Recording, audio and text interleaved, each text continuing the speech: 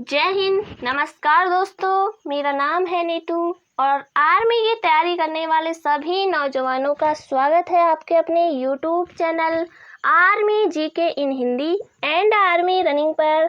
दोस्तों, आज के इस वीडियो में हम बात करेंगे इंडियन आर्मी जीडी गर्ल की जो सैलरी होती है उसके बारे में कि कितनी सैलरी उनको मिलती है जब वो इंडियन आर्मी ज्वाइन करती है। जैसा कि आपको पता है, इंडियन आर्मी में अब जो 10वीं पास की लड़कियां हैं वो भी इंडियन आर्मी ज्वाइन कर सकती हैं as a soldier general duty के तौर पर। तो वो भी इंडियन आर्मी में सिलेक्शन पा सकती हैं, वो भी ज्वाइन कर सकती हैं। तो देखेंगे पूरी जानकारी इस वीडियो में। तो शुरू करते हैं आज का वीडियो। दोस्तों, अगर आप हमारे चैनल पर नए हैं तो चैनल को ज़रूर से सब्सक्राइब करें ताकि आने वाली न्यू अपडेट्स आपको सबसे पहले मिल सके।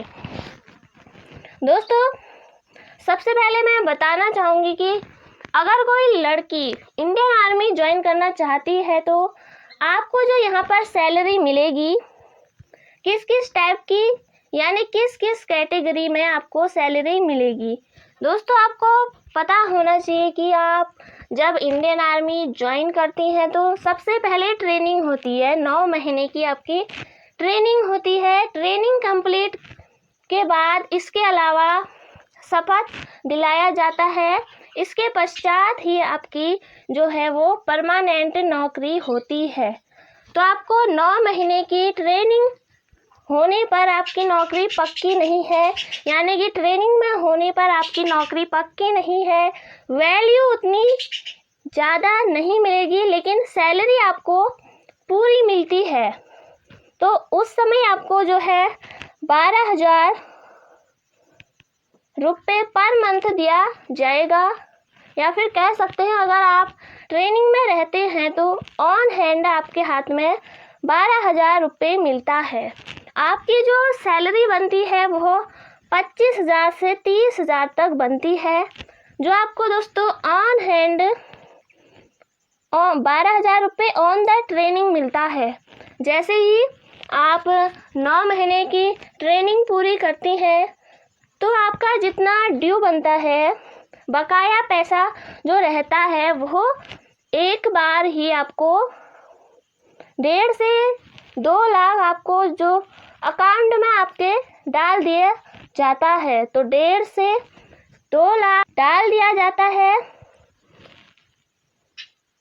तो आप समझ गए होंगे कि ऑन द ट्रेनिंग आपको सिर्फ 12,000 रुपये मिलेंगे और बकाया पैसा जो है वो ट्रेनिंग के बाद मिल जाएगा। लेकिन सबसे बड़ी बात होती है कि अगर आप इंडियन आर्मी ड्यूटी के तौर पर ज्वाइन करते हैं तो आपको कितनी सैलरी मिलती है। ट्रेनिंग पूरी कर लेते हैं, उसके बाद जो आपको सैलरी मिलती है उसके बारे में हम बात करते हैं। तो देखेंगे एक एक करके पूरी जानकारी आपको यहाँ पर मिलेगी। दोस्तों, यहाँ पे आप स्क्रीन में देख रहे होंगे कि अलग अलग सिटीज़ का नाम लिखा है। पहला सिटीज़ जो है वो आपकी मेट्रो सिटीज़ है, यानी जो मुंबई, कोलकाता वगैरह मेट्रो सिटीज़ होते हैं, ये उनकी जानकारी यहाँ पर दी गई है। उनको सैलरी कितनी मिलती है उसकी जानकारी यहाँ पे दी गई है। और अगला जो इसके सिटीज़ मेट्रो सिटीज़ के अंतर्गत नहीं आते हैं, इसके अलावा जो दूसरी जगह पर होते हैं, जो सिटी के बाहर जॉब करते हैं, उनके लिए यहाँ पर है। और जो इन दोनों में से किसी भी नहीं यानी अदर में होते हैं तो उनके सैलरी के बारे में यहाँ पर दिया हुआ है।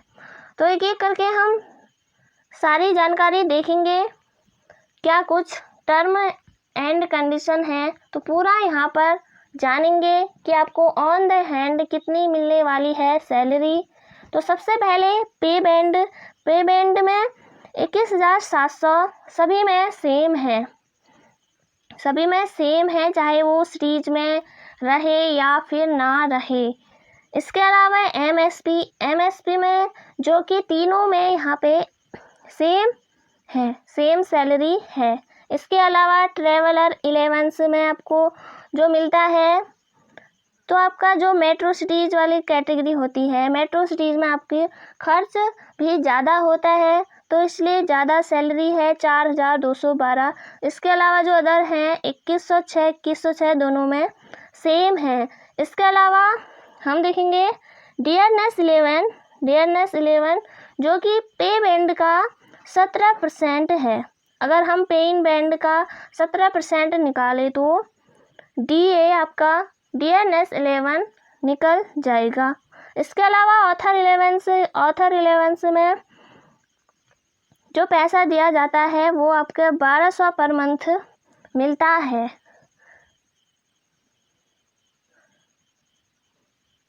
और आपका जो इसके अलावा हाउस रेंट में आपको जो मिलता है मेट्रो सिटीज़ में 3,510, सभी में सेम है।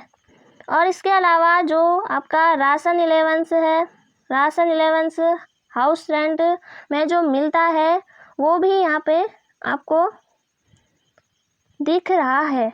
तो इसके टोटल हम कह सकते हैं कि आपकी जो लगभग सैलरी है वो 40,000 समथिंग बन जाता है।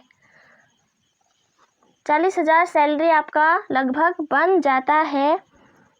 तो अगर आप लड़के हैं तो भी आपकी सैलरी यही होगी, यही प्रोसेस बिल्कुल होगी, सेम होगी, क्योंकि लड़की हो या लड़का, क्योंकि आपका जो रैंक है बिल्कुल सेम है। और रैंक सेम है तो कोई भी भेदभाव नहीं होता है किसी भी गवर्नमेंट जॉब में। तो आप लड़का हो या लड़की, आपको सेम सैलरी मिलेगी।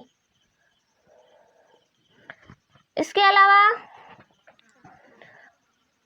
आपको यह भी याद रखना है कि इसमें जो कुछ पैसा आपका कटेगा, यहाँ पे आपका PF वगैरह भी बनता है। जैसे कि आपको पता होगा कि पेंशन दिया जाता है रिटायर्ड होते के बाद आपको पेंशन भी दिया जाता है। जैसे कि आपको पता होगा, तो पेंशन के तौर पर जो पैसा कटेगा, इसके अलावा जब आप रिटायर होते हैं तो उस समय भी आपको पैसा मिलता है, तो वो सब आपके मंथली बेसिस पर काटे जाते हैं। तो लगभग आपको जो ऑन हैंड पैसा मिलता है, अगर आप GD के तौर पर हैं तो लगभग 29 से 32,000 के बीच में सैलरी मिल जाती है, जो कि PF वगैरह को काटकर PF वगैरह के तौर पर आपको काट कर दिया जाएगा। तो यही थी आपकी आज की जानकारी। देखा आपने कि कितनी सैलरी होती है, ऑन द हैंड कितना मिलता है। तो वीडियो अच्छा लगा हो तो लाइक करें, और अगर आप चैनल पर नए हैं तो चैनल को ज़रूर से सब्सक्राइब करें। और कोई भी डाउट हो तो कमेंट में हमें ज़रूर बताइए। तो मिलते हैं अगले वीडियो में। Thank you so much. जय हिंद, जय भारत।